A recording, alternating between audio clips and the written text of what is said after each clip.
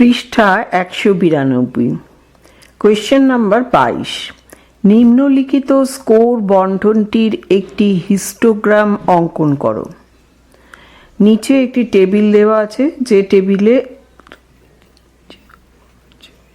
8টি কলাম আছে। প্রথম কলামে score 50 to 54, 45 to 49, 40 to 44, 35 to 39, 30 to 34, 25 to 29। তার নিচের আছে পরিসংখ্যান 1, 5, 9, 12, 17, 6। টোটাল পরিসংখ্যান n = 40। প্রদত্ত স্কোর বন্টনটির সাহায্যে হিস্টোগ্রাম অঙ্কন। এখানে 3টি কলাম আছে একটি টেবিলের। প্রথম কলাম হচ্ছে স্কোর, সেকেন্ড কলাম হচ্ছে শ্রেণী সীমানা, থার্ড কলাম হচ্ছে পরিসংখ্যা ব্র্যাকেটে f। স্কোর 25 to 29, শ্রেণী সীমানা 24.5 to 29.5, পরিসংখ্যা 6। Next 30 to 34, 29.5 to 34.5, 7। 35 to 39, 34.5 to 39.5, 12। 40 to 44, 39.5 to 44.5, 9। 45 to 49, 44.5 to 49.5, 5। 50 to 54, 49.5 to 54.5, 1।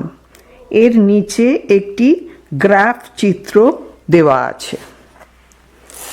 পৃষ্ঠা 193। Question number 23।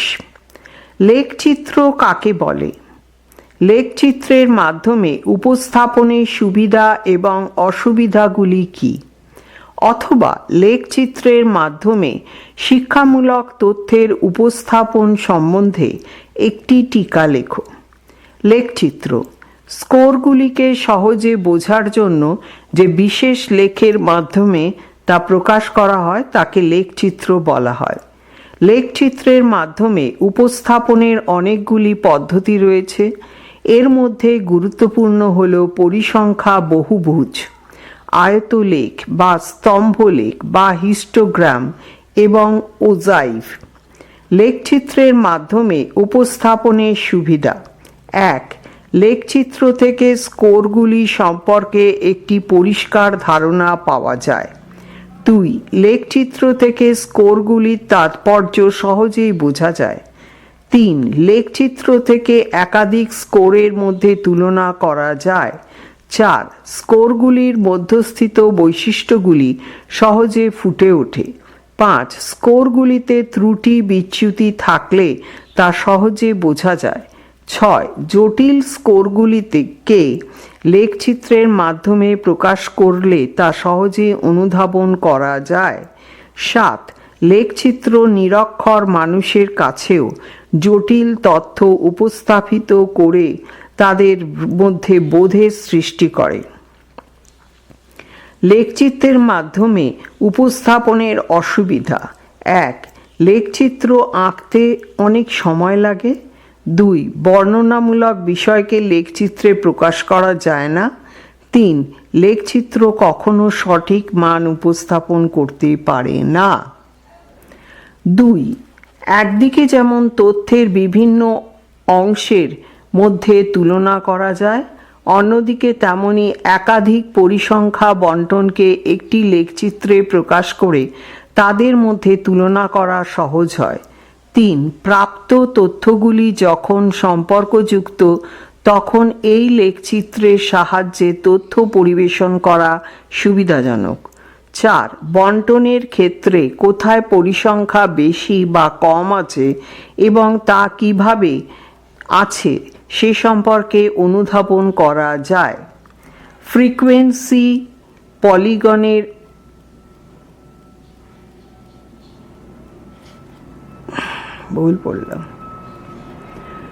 Question number 24। Frequency পলিগনের সুবিধা ও অসুবিধা লেখো। ফ্রিকোয়েন্সি পলিগনের সুবিধা। 1. ফ্রিকোয়েন্সি পলিগনের দ্বারা সহজে তথ্য পরিবেশন করা যায় যা সাধারণের বোধগম্য হয়। 2. একদিকে যেমন তথ্যের বিভিন্ন অংশের মধ্যে তুলনা করা যায়, অন্যদিকে তেমনি একাধিক পরিসংখ্যা বণ্টনকে একটি লেখচিত্রে প্রকাশ করে তাদের মধ্যে তুলনা করা সহজ হয়। 3. প্রাপ্ত তথ্যগুলি যখন সম্পর্কযুক্ত তখন এই লেখচিত্রের সাহায্যে তথ্য পরিবেশন করা সুবিধাজনক। 4. বণ্টনের ক্ষেত্রে কোথায় পরিসংখ্যা বেশি বা কম আছে এবং তা কিভাবে আছে সে সম্পর্কে অনুধাবন করা যায়। ফ্রিকোয়েন্সি পলিগনের অসুবিধা। 1. হিস্টোগ্রাম থেকে প্রাপ্ত তথ্য থেকে এই লেখচিত্র আঁকতে বেশি সময় লাগে। 2. পরিসংখ্যা বিভাজন বিক্ষিপ্ত হলে লেখচিত্রটি আকর্ষণমণ্ডিত হয় না। Question number 25। আয়তলেখের সুবিধা ও অসুবিধা লেখো। আয়তলেখের সুবিধা। 1. এর সাহায্যে তথ্য পরিবেশন করা অপেক্ষাকৃত সহজ। 2. এর মাধ্যমে তথ্যের বিভিন্ন অংশগুলির মধ্যে পারস্পরিক তুলনা করা যায়। 3. প্রাপ্ত তথ্যগুলি যখন পরস্পর সম্পর্কিত হয় তখন এই লেখচিত্রের সাহায্যে তথ্য পরিবেশন সুবিধাজনক। 4. বিভিন্ন শিক্ষার্থীদের পারদর্শিতার তুলনামূলক বিচারের জন্য শিক্ষার বিভিন্ন দিক যেমন পাঠ্যক্রম, পাঠ পদ্ধতি ইত্যাদির তুলনা বিভিন্ন শিক্ষা প্রতিষ্ঠানের তুলনামূলক বিচারের জন্য স্তম্ভলেখ বা হিস্টোগ্রাম ব্যবহার করা হয়।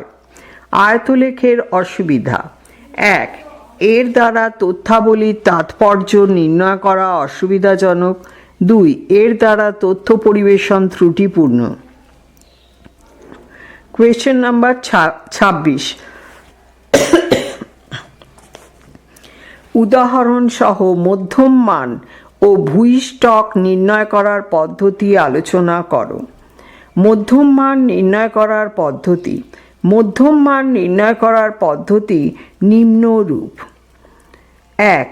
যখন স্কোরগুলি অবিন্যস্ত থাকবে, এখানে স্কোরগুলির মান অনুযায়ী ছোট থেকে বড় হিসেবে সাজালে ঠিক মাঝখানের স্কোর সংখ্যাটি হবে মিডিয়ান। মোট স্কোর সংখ্যা জোড় বা বিজোড় হতে পারে। রোমান 1. যখন মোট স্কোর সংখ্যা বিজোড় হবে, ধরা যাক 7টি সংখ্যা ব্র্যাকেটে 4, 5, 8, 3, 9, 7, 6 আছে। এর মধ্যম মান নির্ণয় করতে হবে।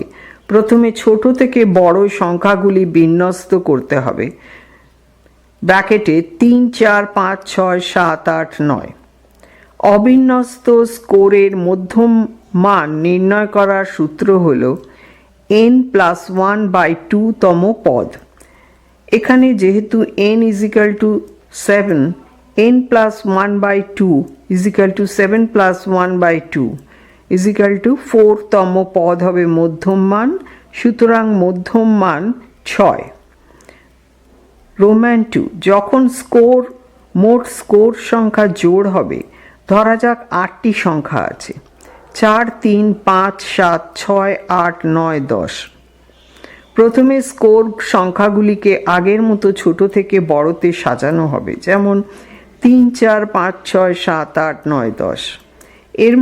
এখানে মধ্যম মান হবে n/2 তম পদ এবং n/2 + 1 তম পদের গড়। এক্ষেত্রে n/2 তম পদ হলো অর্থাৎ 8/2 = 4 তম পদ এবং n/2 + 1 তম পদ অর্থাৎ 8/2 + 1 বা পঞ্চমতম পদ।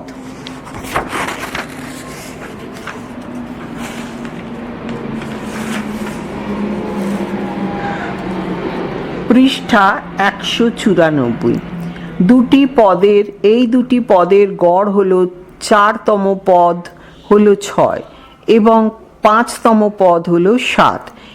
এর গড় হলো 6 + 7/2 = 6.5। সুতরাং মধ্যম মান হল 6.5। 2.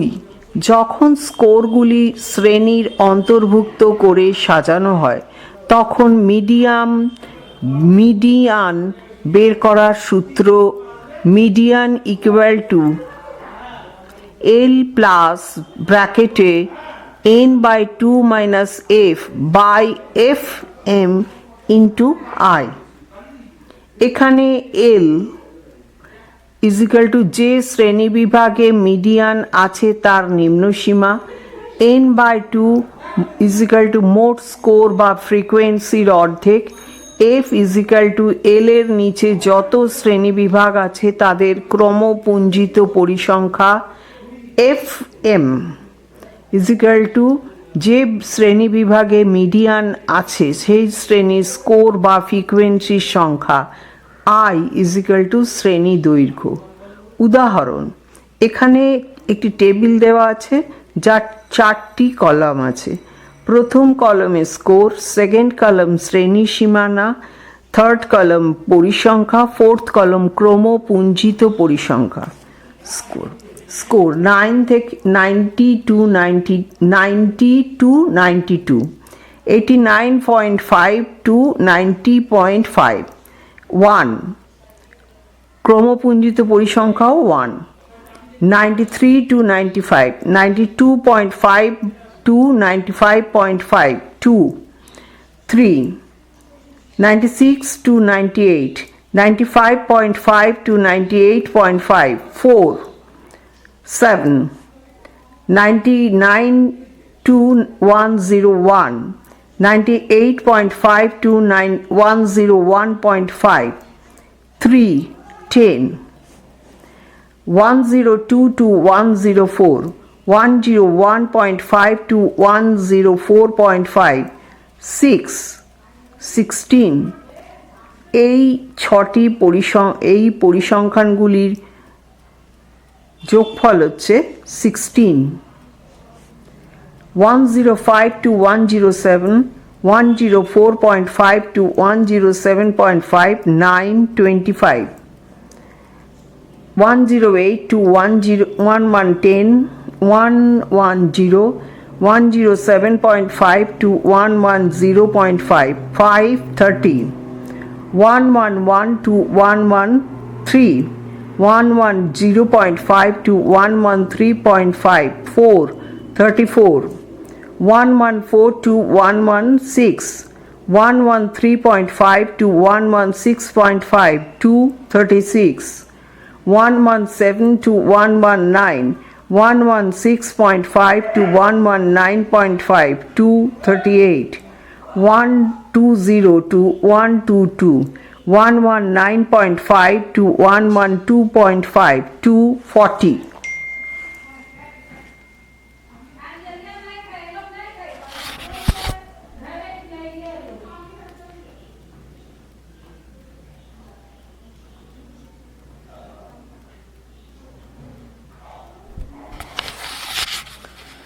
এখানে n is equal to sigma f is equal to 40 ও l ইজিক্যাল টু 105 মাইনাস 107 এই শ্রেণী ব্যবধানের মধ্যে মধ্যম মান আছে যার নিম্ন সীমা ইজিক্যাল টু 104.5।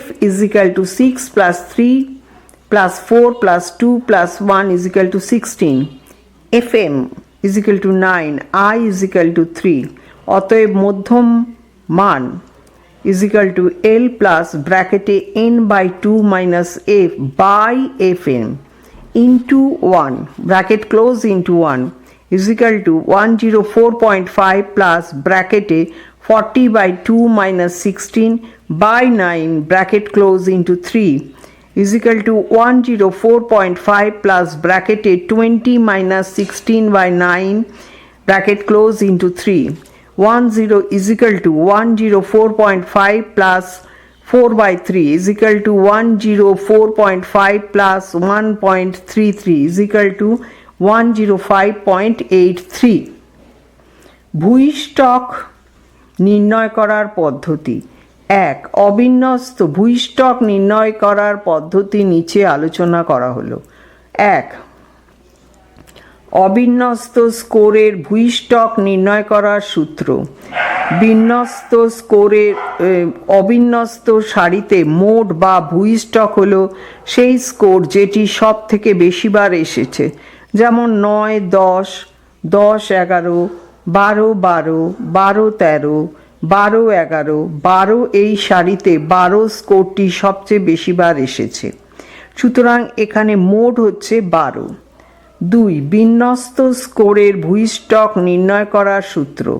বিন্যস্ত স্কোরের ভূইষ্ঠক ব্র্যাকেটে মোড ইজিক্যাল টু 3 ইন্টু মধ্যম মান মাইনাস 2 ইন্টু গড়। আগের দুটি উদাহরণ থেকে মধ্যম মান পাওয়া গেছে 105.83 এবং গড় পাওয়া গেছে 106। অতএব ভূইষ্ঠক equal to 3 into 105.83 minus 2 into 106 equal to 105.49। Question number 27। নিম্নোক্ত পরিসংখ্যা বিভাজন থেকে দীর্ঘ পদ্ধতিতে গড় নির্ণয় করো। এখানে একটি টেবিল দেওয়া আছে, যে টেবিলে 6টি কলাম আছে। প্রথমে হচ্ছে score 26 to 30, 21 to 25, 16 to 20, 11 to 15, 6 to 10। পরিসংখ্যা হচ্ছে 3, 7, 20, 6, 4। প্রদত্ত পরিসংখ্যা বিভাজন থেকে দীর্ঘ পদ্ধতিতে গড় নির্ণয়। দীর্ঘ পদ্ধতিতে গড় নির্ণয়ের সূত্র হল এক্স ওপরে একটি ড্যাশ দেওয়া is equal to sigma F x by 9। এখানে এক্স ওপরে যে ড্যাশ ইজিক্যাল টু গাণিতিক গড়, এফ ইজিক্যাল টু পরিসংখ্যা, এক্স ইজিক্যাল টু শ্রেণী মধ্যমান, এন ইজিক্যাল টু স্কোরের বা রাশির মোট সংখ্যা, sigma F x is equal to সব এফ এক্সগুলির যোগফল।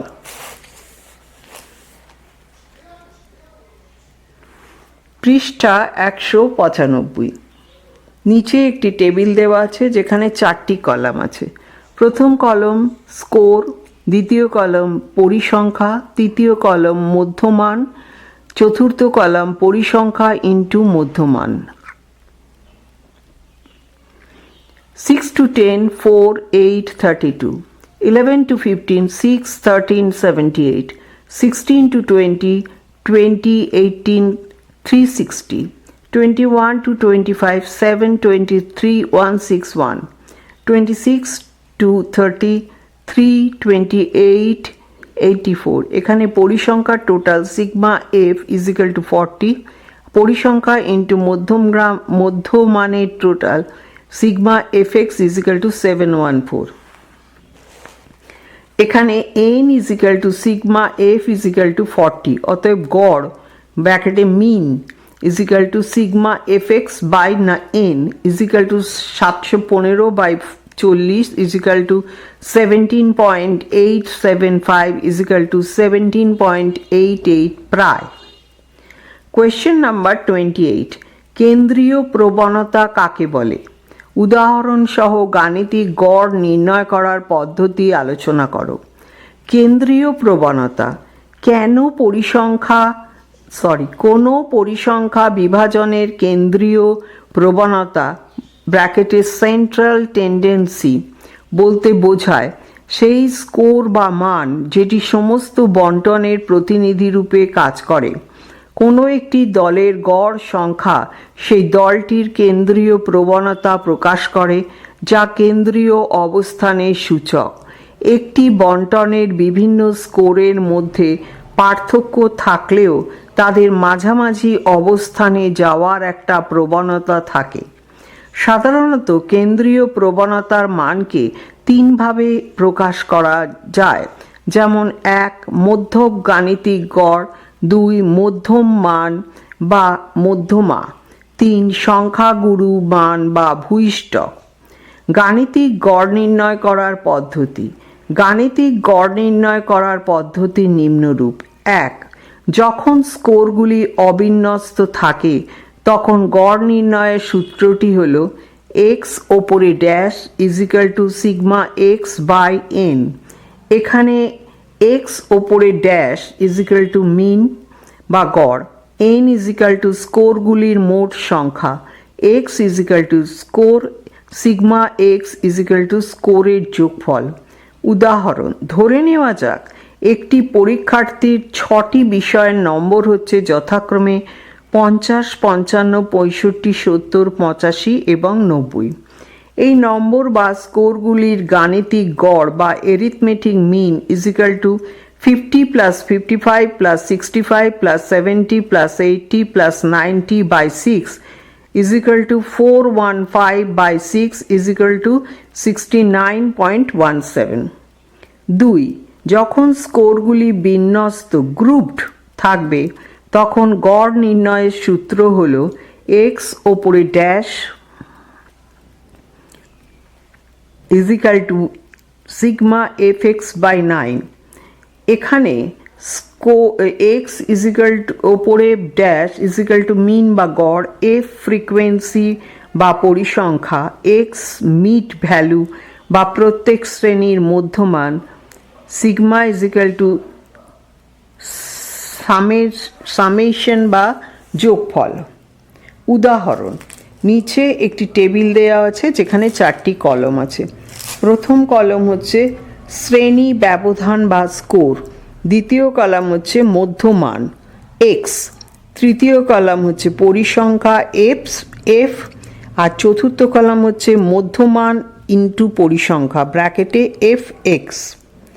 90 to 92, 91, 1, 91, 93 to 95, 94 to 188, 96 to 98, 97, 4, 388, 99 to 101, 100, 3, 300, 102 to 104, 103, 6, 618, 105 to 107, 106, 9, 954, 108 to 1110, 109, 5, 545, 111 to 113, 112, 4, 448, 114 to 116, 115 to 230, 117 to 119, 118 to 236, 120 to 122, 121 to 242। পরিসংখ্যার টোটাল হচ্ছে সিগমা এফ ইজিক্যাল টু 40, আর মধ্যমান বা ইন্টু পরিসংখ্যার টোটাল হচ্ছে sigma F x is equal to 4240। এখানে N is equal to sigma F equal to 40, অতএব mean বা গড় equal to sigma F x by 9, N 4240 by 40 equal to 106।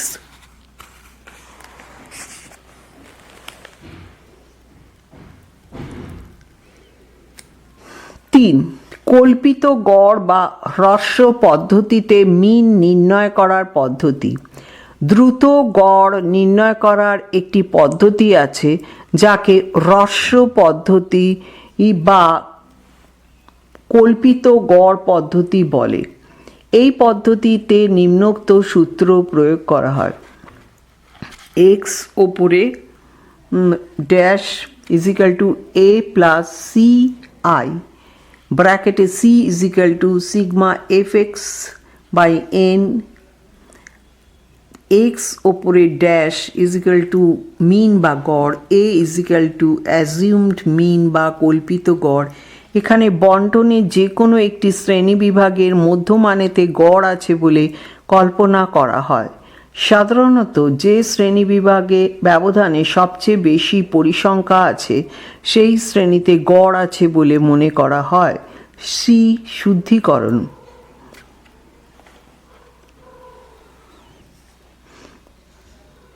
Sigma x ওপরে হাইফেন ইজিক্যাল টু কল্পিত গড় থেকে শ্রেণী ব্যবধানের বিচ্যুতি। কল্পিত গড় থেকে বড় শ্রেণী ব্যবধানের বিচ্যুতি ধনাত্মক এবং ছোট শ্রেণী ব্যবধানে ঋণাত্মক হবে। উদাহরণ, নিচে একটি টেবিল দেওয়া আছে, এই টেবিলে 5টি কলাম আছে। প্রথম কলাম হচ্ছে শ্রেণী ব্যবধান বা স্কোর, দ্বিতীয় কলাম হচ্ছে মধ্যমান, তৃতীয় কলাম হচ্ছে পরিসংখ্যা, চতুর্থ কলাম হচ্ছে বিচ্যুতি। এখানে a = 106 এবং I = 3। নেক্সট কলাম হচ্ছে পরিসংখ্যা ইন্টু বিচ্যুতি, ব্র্যাকেটে fx ওপরে hyphen. 90 to 92, 91, 1 -5 -5, 93 to 95, 94 2 -4 -8, 96 to 98, 97 4 -3 -12, 90 to 101, 100 3 -2 -6, 102 to 104, 103 6 -1 6, 105 to 107, 106 = a 900। এই পরিসংখ্যা ইন্টু বিচ্যুতির এই টোটালটা হচ্ছে -37। 108 to 110, 109 5 +1 +5, 111 to 113, 112 4 +2 +8, 114 to 116, 115 2 +3 +6, 117 to 119, 118 2 +4 +8, 120 to 122, 121 2 +5 +10। এইখানে +5 থেকে +10 অবধি এই পরিসংখ্যা ইন্টু বিচ্যুতির টোটাল হচ্ছে +37। এবার পরিসংখ্যার টোটাল সিগমা f = 40 আর সিগমা পরিসংখ্যা ইন্টু বিচ্যুতি সিগমা fx - 0। এখানে n = সিগমা f = 40 এবং a = 106, ব্র্যাকেটে যে ব্যবধানে সবচেয়ে অধিক পরিসংখ্যা আছে। তাহলে x - শ্রেণীর মধ্যমান মাইনাস কল্পিত গড় বাই শ্রেণী দৈর্ঘ্য, বড়গুলি +1 +2 ইত্যাদি এবং ছোটগুলি -1 -2 ইত্যাদি। c = sigma fx - 9 × I = 0/40 × 3 = 0। অতএব x ওপরে dash = a + ci = 106 + sigma fx - n × I = 106 + 0/40 × 3 = 106 + 0 = 106।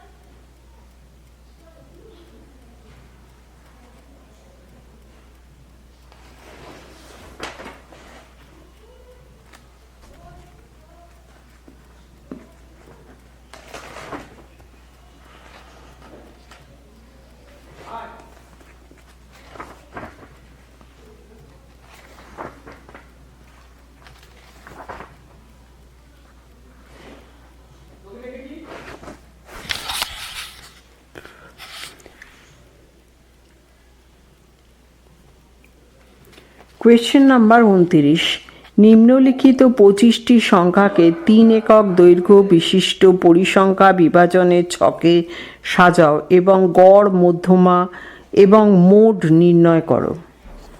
নিচে যে টেবিলটি দেওয়া আছে সেখানে 5টি কলাম আছে, 72, 31, 67, 88, 61, 75, 78, 82, 71, 67, 77, 65, 60, 76, 65, 84, 67, 86, 76, 72, 69, 72, 73, 70, 72, 64। প্রদত্ত সংখ্যাগুলির গড়, মধ্যমা এবং মোড নির্ণয়। রাশিগুলির সর্বোচ্চ মান 88, রাশিগুলির সর্বনিম্ন মান 31। অতএব রাশিমালার পরিসর = 88 - 31 ব্র্যাকেটের মধ্যে +1 = 58। প্রশ্নানুযায়ী শ্রেণীবিভাগের দৈর্ঘ্য 3 একক বিশিষ্ট শ্রেণীতে ভাগ করতে হলে 58টি এককের পরিবর্তে অন্তত 60টি একক ধরতে হবে। সুতরাং শ্রেণী ব্যবধানের সংখ্যা হবে 60 / 3 = 20, যা শুরু হবে 31 থেকে।